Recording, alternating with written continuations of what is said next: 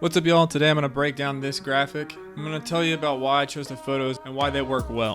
So let's get into it. So to start out with, I found a photo of a basketball goal, and then I basically cut out the backboard and support. That was not quite as hard.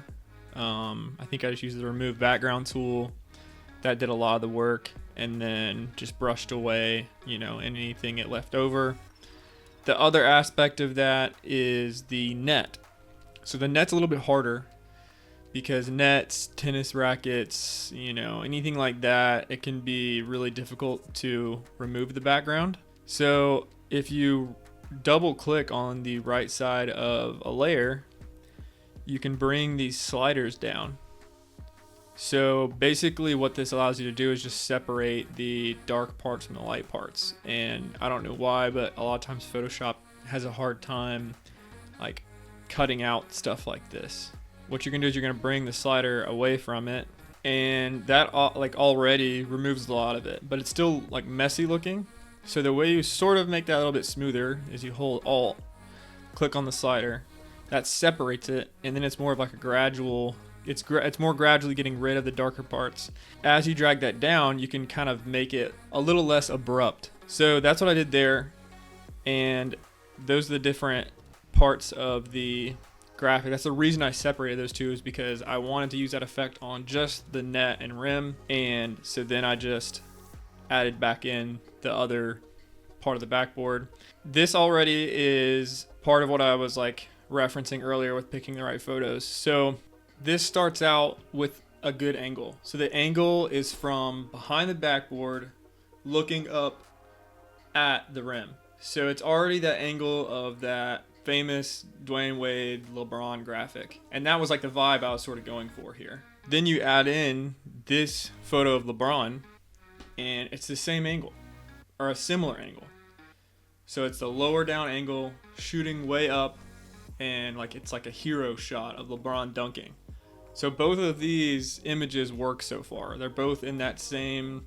What you want is most of the time, if you're going for a different vibe, it's a different thing. But for this, like a composite where everything looks like it's supposed to be there, it's like supposed to kind of look like a photo. So the angles have to work. So this is that like same aspect. So this is a photo of Bronny, and it's from that low angle, but it also looks like a photo that's taken closer to Bronny. So it's like it works perfectly, because if I have a camera, if I'm referencing like the Dwayne Wade LeBron shot, Dwayne Wade's close to the camera, LeBron's further away, and like he's up and the rim is like up even higher sort of. And so this works perfectly because it looks like we're close to Bronny and he's like right here, and then behind him is his dad. So getting into the rest of the graphic, basically I just put a yellow background, like Lakers yellow, and then put a gradient overlay, and that gradient overlay set to radial.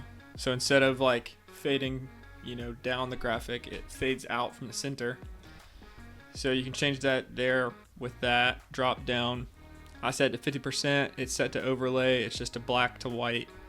So that just makes backgrounds automatically like way cooler. So then I did the Control Alt Shift E, which stamps everything, basically just stamp that layer.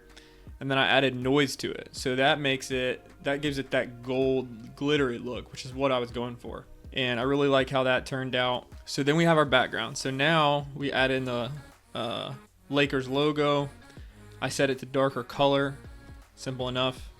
So that just removes the white and the yellow, so that basically it's just the purple and everything else is the shiny background like coming through, which I really liked how that looked. Then we added in these letters. The letters are just a good looking font, I think, that I put into a group and gave like an inner shadow, gave some other effects. It makes it look like it's like beveled into the ground, sort of. Same thing with these. So these are all in one group, so that anytime they connect, there's no like barrier in between them. Like it looks like they're one piece. And I just liked how that looked. And I found these images. They were like PNG images online. Just, you know, I wasn't even looking for anything specific, but I found those and they look pretty cool. So then we have this image of LeBron, the one we had earlier. Just put an inner shadow on him. Same effect that I've done before. Inner shadow, it's a linear dodge add. Here are the settings for it. Then we have his son, Bronny. Okay, so as you can see, the angle's working. Like, we're shooting up past Bronny, up towards his dad, LeBron, and it looks like this is a photo based off these two pictures. Only problem here is Bronny's jersey looks a little more greeny. It looks like a little more green yellow than LeBron's, which is that like gold orangey yellow. So add in a quick hue saturation to change that. So basically that's just getting the yellows, moving this slider, and you know, you just want to mess around with it, see what looks right. But it's just going to yellows, moving that slider to -7, and now they pretty much match. Gave him that same inner shadow effect, and then we have the rim up here, same angle, so it works. See, if you had different angles, this would look stupid and bad, but because the angles are like pretty much accurate, it looks cool and it looks like, you know, everything's supposed to be there. So that's basically the whole graphic, and then we just add in a color lookup. That makes it look even more uniform, gives everything like, you know, one cohesive look.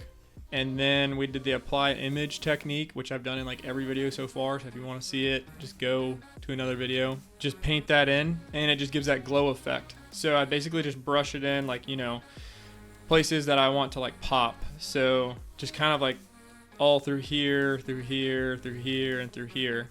I mean, you can see it on the layer mask. So the gist of this is find the right angles, make sure everything's matching up angle-wise, color-wise, lighting-wise. You'll be a step ahead of everybody else. This graphic is now on Patreon because it's in the 12 Days of Christmas file. So it's in there along with 11 other PSDs from the 30-day design challenge that I failed. But if you want those, go into Patreon, check it out. You have to be a member of one of the top 2 tiers, and you can get access to all 12 of those PSDs, including this one. So thanks, and we'll see you in the next one.